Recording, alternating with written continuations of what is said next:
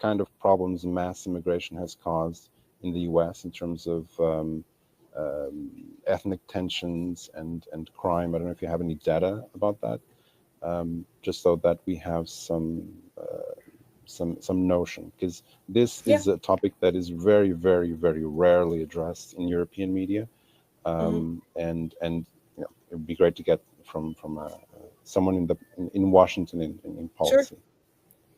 Yeah.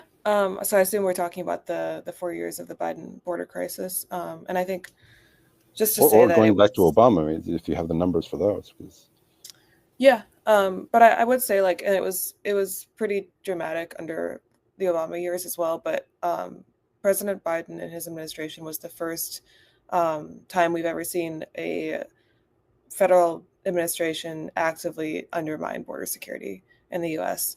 And so it was the first administration that really, I think, enabled a lot of the chaos and the crime that we saw within our country, directly try to illegally funnel more and more people within to our country, illicit narcotics into American communities that were unfortunately murdering and causing other violence against American citizens. So really what we saw with under the Biden years, we saw obviously an explosion of illegal aliens coming through not just the border itself, but through the ports of entry. But like I mentioned, the Biden administration actively gave them a pathway, which they called legal pathways, to let them come in. So that was like measures like the CBP One app, even their parole systems that they set up, like CHNV. And so that was all designed to let in the most amount of illegal aliens that they could within their terms. So we sort of within all the different categories of aliens apprehended by Border Patrol, those that came in through the ports of entry, those that came in through parole, the gotaways, which are the aliens that were not apprehended but just kind of snuck over the border without any law enforcement interaction. If you add that all up, and also the nationwide encounter, so even on the northern border, it was at least 12 million that came in under the Biden administration, which is just unprecedented. I believe it was only around 4 million under President Trump for all 4 years during his term. And obviously, the entire posture is completely different. What really makes it different, I think, with President Biden and Trump is that when aliens were getting into the U.S. under President Trump, now and during the first term, they weren't being released into the U.S. So that was Biden's policy of catch and release, which is kind of an umbrella term to say that when they were came into the country unlawfully, they weren't detained. So there's really no meaningful deterrent when you can just be released into American communities. Like I mentioned with the NGOs earlier, when you're being helped kind of every step of the way to get resettled here.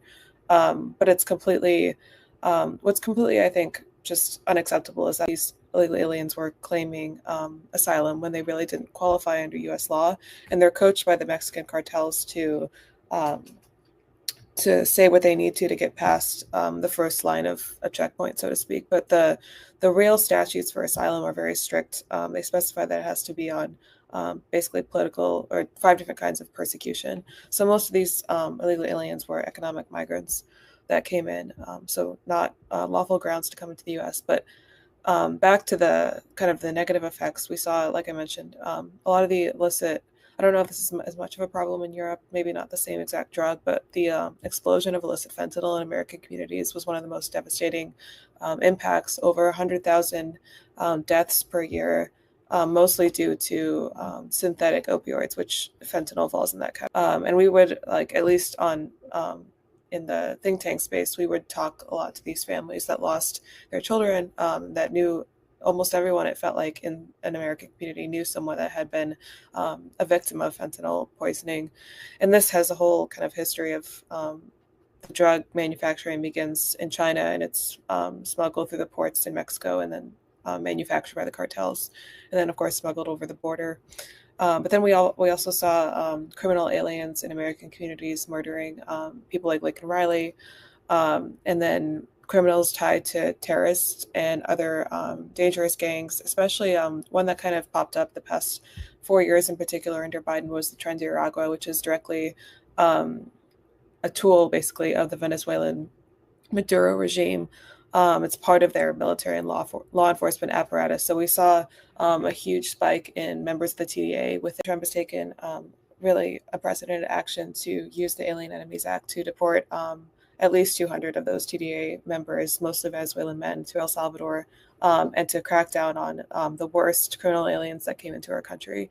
And I think that was really what I saw from last fall when the election was overwhelmingly a mandate for America First, was that the American people were really, really sick of the crime and the just overrun communities that they were living in.